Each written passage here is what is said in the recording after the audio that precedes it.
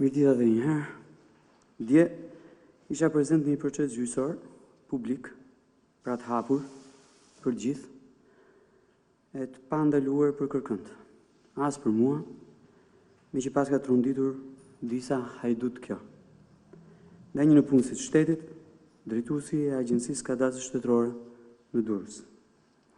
Një prokuror ka ngritur një akuzë ndaj këtij në punësi, dhe është detyra imja të shkoj, të gjoj akuzën, të gjoj mbrojtjen, në një proces që duhet jetë i hapur, transparent, i drejt, i barabartë, i mbështetur në fakte dhe në prova, dhe pa më të voglin diskutim profesional. Çfarë është ky proces? Dhe çfarë është kjo akuzë? Nuk është fare ajo që ka filtruar në publik prokurori. Nuk është fare ajo që ka servirur për gazetarët e tij prokurori. Nuk është fare ajo që kanë raportuar në mirë besim të një prokurori disa media. Nuk ka lidhje fare me çështjen e ish-drejtorit ALUIZNI-t, ndaluar pak ditë më parë në Durrës. Nuk ka lidhje fare me çështjen e ish-drejtorit të hershëm të ALUIZNI-t, që është në Arrati sot, po prapë në Durrës. Nuk ka lidhje fare me grabitje e tjetërsinë pronash. Është një çështje krejt tjetër, shumë e thjeshtë. Kompania Lura SHPK ka ndërtuar me çdo leje të mundshme, përfshirë edhe atë të kolaudimit, në marrëveshje dhe kontrata legale me pronarët e një pjesë të trullit, kompleksin Lura 3. Pra edhe një herë, kompleksin Lura 3. Ka aplikuar për të regjistruar sipas ligjit çdo leje dhe është shërbyer konform pikërisht ligjit. Ka aplikuar për të regjistruar dhe certifikuar çdo objekt të ndërtuar, sipas lejeve të marra më herët e të regjistruara, me kufizime në certifikat për objektet që janë pjesat akuse e pronarëve trullit sipas marrëveshjes respektive. Është shërbyer konform ligjit edhe në këtë rast. Kjo është çështja. Pra nuk ka lidhje as me grabitje pronash e tokash në gjirin e Lalzit, as me legalizime objektesh që nuk janë ndërtuar kurrë ndonjëherë më përpara. Askush nga palët në këtë çështje, as investitori, as ndërtuesi, as pronarët e trullit, nuk janë ankuar apo nuk kanë kallëzuar për procedurën e ndjekur në zyrat e shtetit. As kujt, as investitorit, as ndërtuesit, as pronarëve të trullit, as shtetit po, nuk i është shkaktuar ndonjë dëm, qoftë fizik, qoftë edhe monetar. Zero. Po kush ka kallëzuar dhe a është i dëmtuar ai që ka kallëzuar? Ka kallëzuar një njeri anonim. As investitori, as ndërtuesi, as pronari i trullit. Të gjithë përfitues nga lejet e zhvillimit e të ndërtimit, po edhe nga marrëveshja mes tyre, të gjithë të pa dëmtuar. Pra ka kallëzuar një anonim, pa lidhje me çështjen fare. Kallëzimi i është drejtuar specifikisht këtij prokurori. Unë ja kam dalë ta kem këtë kallëzim, që prokurori ja fsheu dje gjykatës. Është ky këtu. Ky është kallëzimi i personit anonim, drejtuar Arjan Ndojës, prokuror në Prokurorinë e Përgjithshme dhe disa të tjerëve, të cilat nuk kanë lidhje me kallëzime, por drejt për drejt i prokurori. Madje lëvdohet ky prokuror në këtë kallëzim. Janë 1, 2, 3, 4, 5 faqe. Në datën që korrespondon pikërisht me fillimin apo me regjistrimin e procedimit penal nga ky prokuror. Në asnjë rresht të tij, në asnjë. Merrni dhe shikojni. Kallëzuesi nuk përmend drejtorin e ASHK-s në Durrës. Në asnjë rrest të tij, në asnjë. Kallëzuesi nuk akuzon për palishmëri apo shpërdorim të detyrës drejtorin e ASHK-s në Durrës. Kjo është e vërteta e parë. Ky prokuror ka marrë një kallëzim nga një shtetas anonim, por njohës i procedurës së ASHK-s nga përmbajtja më rezulton kjo gjë, ku përmenden, akuzohen në punës e ish në punës të tjerë, por jo i vetmi vënë nën akuzë nga ky prokuror. Dhe që është edhe në burg, drejtori i ASHK-s në Durrës. Pra, procedimi penal ka nisur dhe është regjistruar nga ky kallëzim anonim, ku drejtori i ASHK-s së Durrësit nuk përmendet, nuk akuzohet, nuk kallëzohet gjykundi. Janë të tjerë njerëz që përmenden këtu.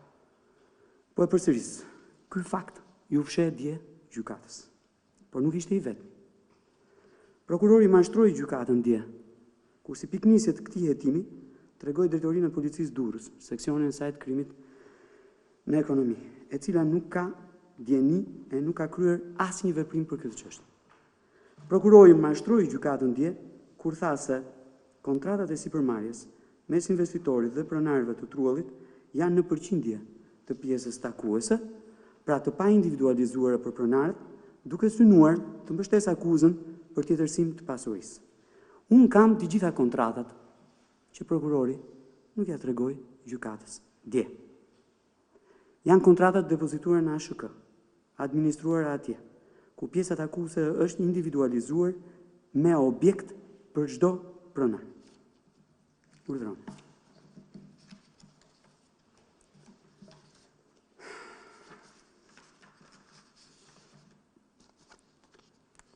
Ky është depozitimi i kompanisë Lura SHPK, në bazë të kontratave që vinë më pas të depozituara po prapë në ASHK. Dhe ku nuk bëhet fjalë për përqindje, po këtu bëhet fjalë për apartamente, madje dhe me sipërfaqet në metra katror të çdo apartamenti individualizuar, pastaj në përputhje me kontratat nga nëpunësit e ASHK-s në Durrës përmes këtij procesi verbalit të mbajtur apo këtyre shënimeve të mbajtura nga hartografët dhe hartografi konkret që është marrë me këtë çështje. Kjo është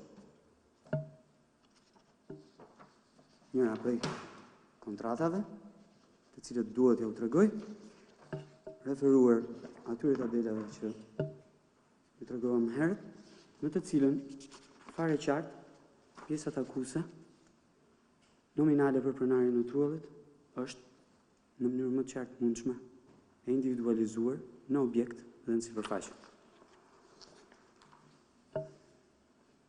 Prokurori mashtroi dje gjykatën kur tha se mbi certifikatat e lëshuara për kompaninë Lura për objektet e ndërtuara tek Lura 3, kompleksi Lura 3, nuk janë vënë kufizime.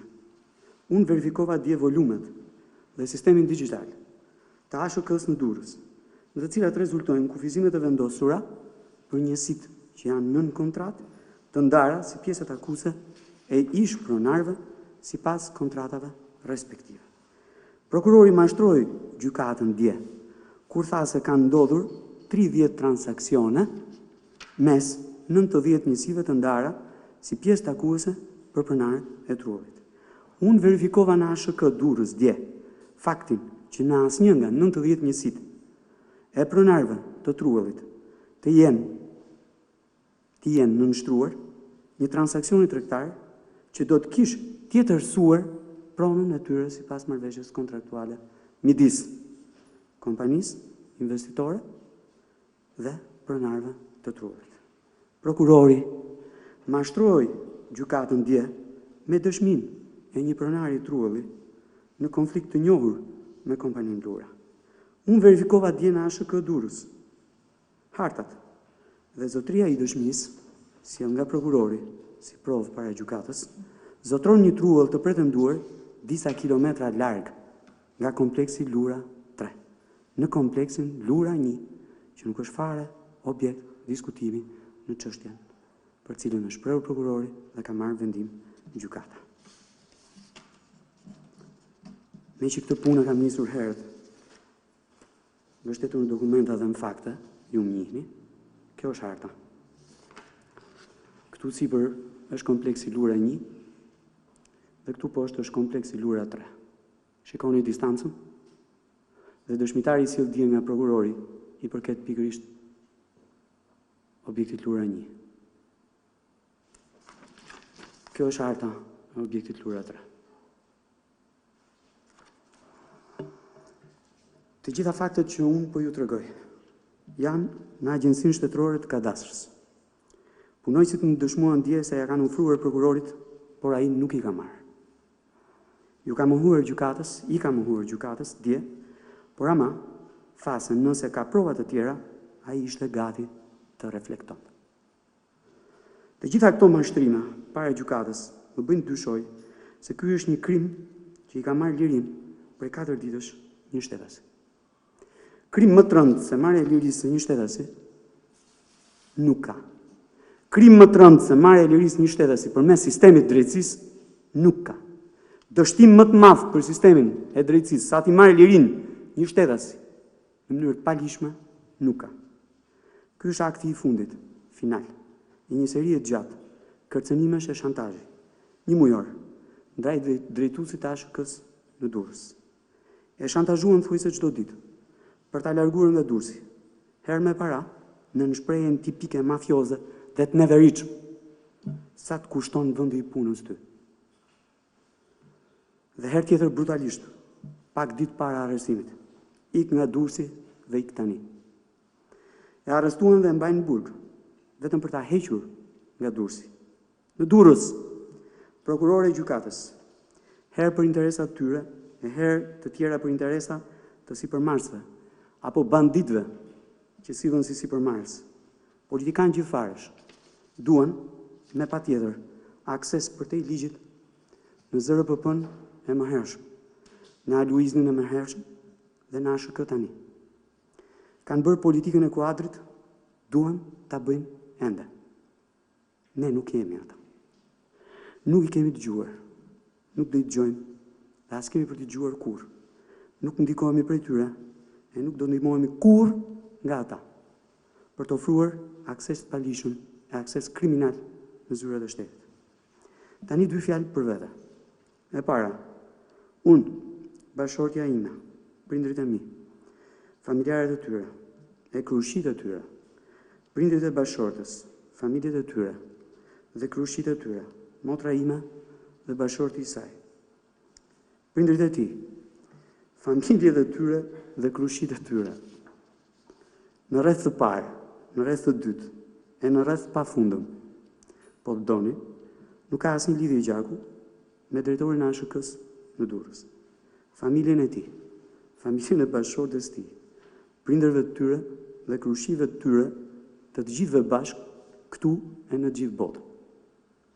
Talebani, që artikuloi këtë dje dhe ngriti mbi këtë shpifje një episod të tërë korrupsioni, në qendër të cilit që nga mund, por që në fakt as ekziston, do të vijë ta provojë në gjykatë, në cilën do vi ai vetë. Dhe ky do të jetë fillimi për të dhe rracën e tij të talebanëve politik në përballje të përditshme për çdo gjë të poshtër që i kanë bërë këtij vendi. E dyta, drejtuesin e ASHK-s Durrës, as e kam futur unë në sistem, e as e kam komanduar unë, se i komanduar ishte, në detyrën të cilën ai mbante në Durrës. Nuk ka asnjë akt që dëshmon të kundërtën. Zero. Dhe përsëris edhe një herë. Përkundrazi, drejtuesi i ASHK-s këtu në qendër, pra e Agjencisë Shtetërore Kadastrës Kombëtare, mund të dëshmoj tërësisht të kundërtën. Ndërkohë që librat në Agjencinë Shtetërore Kombëtare të Kadastrës janë të hapur për gjithë secilin prej jush. E treta, drejtuesin e ASHK-s në Durrës e kam takuar vetëm 2 herë gjatë gjithë jetës. Në 48 vitet mijat, e nuk e di në sa vitet të atij. Në muajin maj dhe në muajin qershor. Një herë në ASHK-n e Durrësit, gjatë një inspektimi, ku bashkë me mua në zyrën e tij ka hyrë dhe një grup i madh qytetarësh që rinin rradhë dhe prisnin, duke kërkuar shpjegime për hallet e tyre, pikërisht pranë kësaj agjencie, dhe herën e dytë, këtu poshtë, në katë të parë, gjatë një raportimi të përmuajshëm që secila prej 16 agjencive në mbikëqyrjen time bëjnë këtu në kryeministri. Kamerat e 2 institucioneve mund ta dëshmojnë fare mirë këtë gjë. Me të kam folur në telefon vetëm një herë të vetme, të shtunën e javës që shkoi, ku pas një statusi të një tjetër talebani politik, i gjithi i rrem, I kam kërkuar shpjegime lidhur me atë që përshkruajnë atë status e ku mora prej tij pikërisht përgjigjen se ajo ngjarje nuk ishte ekzistuar kurrë. Natyrisht, edhe ai mund vinte në dispozicion kamerat. Por përtej këtij fakti, në atë bisedë të vetmen telefonike, për kuriozitetin tuaj dhe natyrisht për kënaqësinë e prokurorit, kam marrë të gjithë dëshminë e historisë së shantazhit një mujor ndaj tij, me emra, me mbiemra, me episode dhe me çështje konkrete. E katërta, fill pas asaj dëshmie, kam informuar drejtuesin e KLP-s, drejtuesin e Policisë Shtetit, drejtuesin e Prokurorisë Republikës, kryetarin e Komisionit Ligjeve dhe pa më të voglin diskutime dhe kryeministrin e Republikës. E pesta, nuk kam patur asnjë kontakt me këtë prokuror. E kam njohur vetëm gjatë këtyre ditëve. Gabimi im që e kam njohur kaq vonë. Nuk kam patur asnjë kontakt kur regjistroi procedimin penal. Nuk kam patur asnjë kontakt gjatë hetimit. Nuk kam patur asnjë kontakt kur vendosi arrestimin dhe pasi e vendosi arrestimin.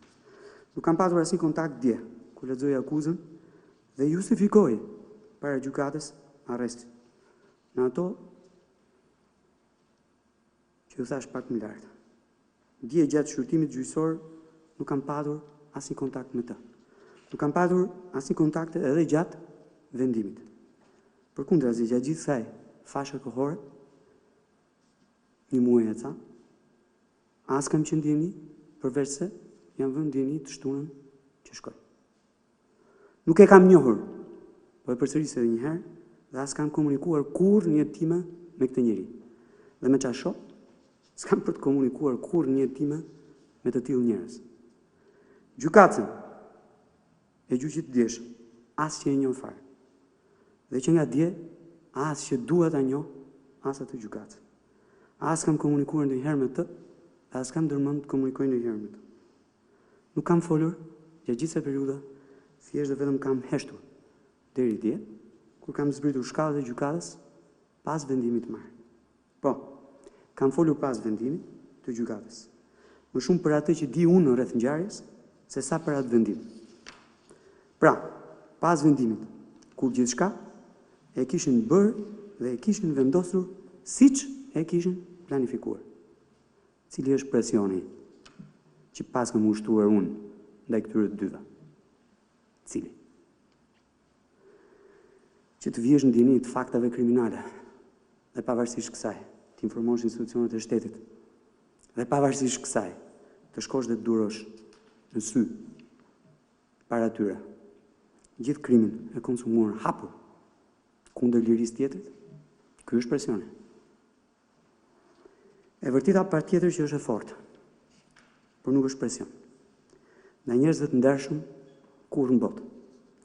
Nëse ky prokuror e kjo gjykatë, të tjerë prokuror e të tjerë gjykatës, në sistem ende, dhe që nuk janë nënshtruar procesit vetimit, politikajt e tyre, banditët e tyre, mendojnë se do të ndalojnë mua të monitoroj, të dëgjoj, të faktoj, të vlerësoj, dhe pastaj të flas publikisht për gjithë çfarë shoh që konsumohet si krim mbi jetën e tjetrit, mbi pasurinë publike e mbi interesin publik, mbi interesat private dhe mbi pasurinë e njerëzve, natyrisht që kanë gabim.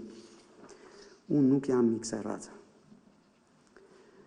Korruptimi i antikorrupsionit është krimi më i madh që mund të ndodhë një vendi. Mund të i dalë për zot çdo në punësit shtetit, që shërben ore pa orë në zyrat e shtetit, mbështetur në ligj, me dinjitet e me nder, duke përmbushur çdo objektiv që kemi vendosur për shërbimin publik ndaj qytetarëve, pa i ndarë ata kurrë në të pasur apo në të varfër. Pa më të voglin diskutim që unë do të vazhdoj të denoncoj pa fund çdo në punët shteti që del jashtë këtyre parimeve, që ushtron detyrën në kundërshtim me ligjin për përfitime të interesave të tij private, duke cënuar rënd interesin publik dhe interesin e lishëm të shtetasve të tjerë. Tani kam dy fjalë për partinë e këtij sistemi. për partinë e këtij sistemi të vjetër, e këtij sistemi kriminal, për partinë demokratike. Ju nuk keni turp. Fare. Jeni tërësisht pa turp. Atë që di unë për këto 4 ditë, 5 ditë, në raport me udhëheqës tuajt, që kanë folur me personazhet kësaj çështje, pa diskutim që do ta konsumojmë në ditët të vijim, por po e përsëris, ju nuk keni turp. Fare. Ju nuk keni asgjë serioze në luftën kundër krimit e në luftën kundër korrupsionit. Ju i keni vetëm dhe thjesht propagandë. Propagandë politike dhe asgjë më shumë se sa kaq. Asgjë konkrete, veçanërisht në raste si ky. Por ju, jeta e njeriut nuk vlen. Liria e tij, garantuar nga kushtetuta e Republikës Shqipërisë dhe nga Zoti, mund të merret me pushkë, siç e keni marrë, në mënyrë më kriminale të mundshme, nga 92 deri në 96, në 97-ën e më tutje, dhe veçanërisht këtu, në bulevard, si vrasës banal, ordinar, thjesht dhe vetëm për interesa pushtetit. Por mund të merret edhe me burg. Dhe e keni bërë, dhe e keni mod këtë sport.